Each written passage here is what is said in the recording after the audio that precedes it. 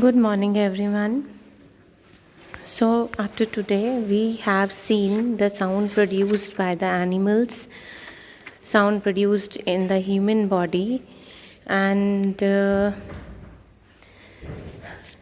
you have to learn the procedure followed in the humans, and also the procedure followed by the animals for producing the sound, like they're in the birds, insects, and frogs. Fine. So now today we are going to take the next topic, that is propagation of sound. Propagation, what do we mean by propagation? Propagation means the movement, कि sound move कैसे करती है, एक जगह से दूसरी जगह पे पहुंचती कैसे है. ठीक है. So for propagation of sound, for movement of sound, medium is required. Means the foremost and compulsory thing for production of sound, and for that we could listen the sound, is medium. Medium, you all know, and the medium is solid, liquid, and gas. ठीक है. Then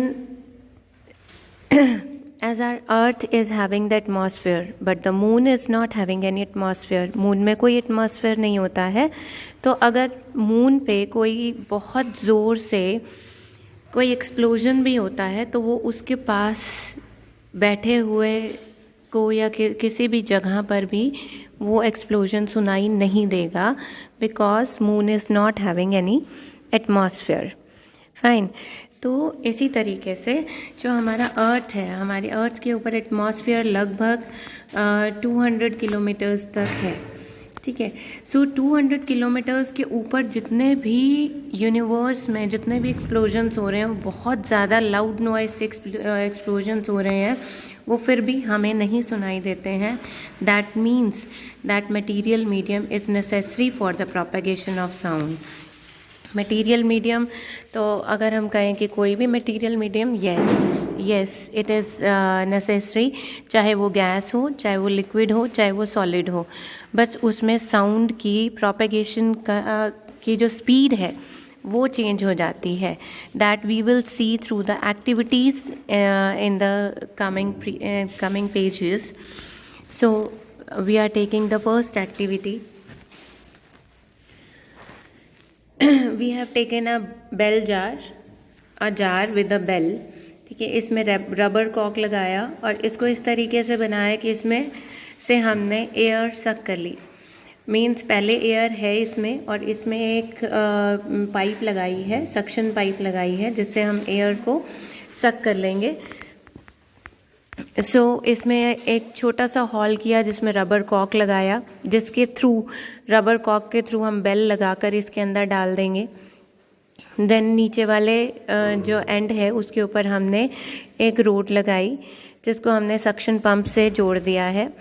then दोनों को close किया, और उसको जब हम इसको शेक करेंगे, जार को जब हम शेक करेंगे, जब तक हमने एयर को सख्त नहीं किया अंदर से, सो उसमें से आवाज़ हमें बाहर सुनाई देगी.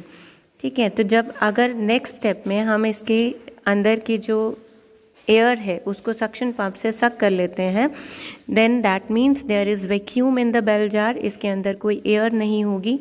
अब अगर एयर नहीं होगी तो आप इसको शेक करोगे तो आपको बाहर आवाज़ नहीं सुनाई देगी. आपको सिर्फ दिखाई देगा कि बेल जो है वो बज रही है, रिंगिंग हो रही है, but no sound will be there. So the above activity shows that we could hear the sound of the bell when the air is there. If air is not there, if vacuum is there, then sound cannot travel through vacuum. Sound cannot travel. Sound needs a material medium. So there is a material. Which material is there? Yes, gas is there. So gas will take sound from one position to another. That means that we will be able to hear the sound. So from this we conclude that sound can travel through the gases. Now propagation through liquids. अब liquids की अगर हम बात करें तो liquids में भी sound प्रोपेगेट्स होती है या नहीं होती है, और कितनी स्पीड से होती है, कि गैसेस से ज़्यादा स्पीड से होती है या गैसेस से कम स्पीड से होती है। सो आपने एक टब लिया, टब के अंदर आपने पानी भरा, उसमें आपने 2 स्टोन पीसेस लिए और उसको आपने आपस में रगड़ा, स्ट्राइक किया, तो आप उसमें से आवाज़ बहुत इजीली सुन पाओगे। और पानी के अगर अपना पानी के साथ लगाओगे, अंडर वाटर रखोगे, you will be able to get the sound again। और जो आपको एयर में साउंड मिलेगी उससे कम टाइम में आपको पानी के अंदर साउंड मिलेगी। This is how the fishes और aquatic animals communicate with each other. Aquatic animals जैसे व्हेल्स हो गई या फिशेस हो गई, स्मॉल फिशेस हो गई, वो सारे कम्युनिकेट कर सकते हैं इसी के थ्रू, किसमें, वाटर के through, and with the less speed. और अगर स्पीड कम है दैट मीन्स कि लिक्विड में जो प्रोपेगेशन की स्पीड है साउंड की, that will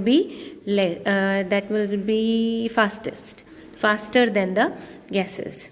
fine, then we are coming to the next activity, that is activity number 8.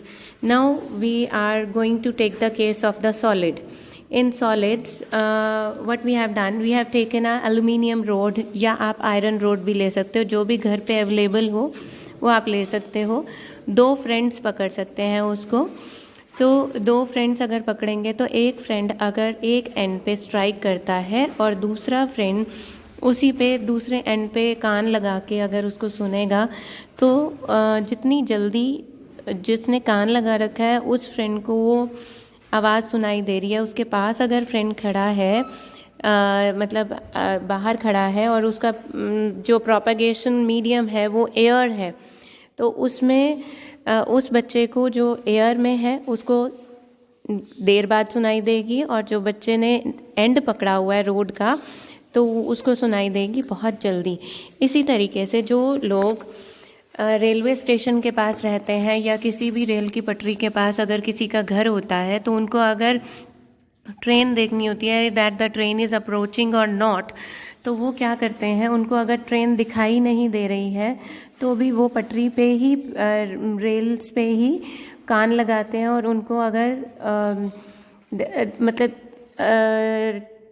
4 या 5 किलोमीटर्स दूर अगर हमारी ट्रेन है तो they can easily hear the sound, but from where they can not hear the sound in the air, they can hear the sound in the rails.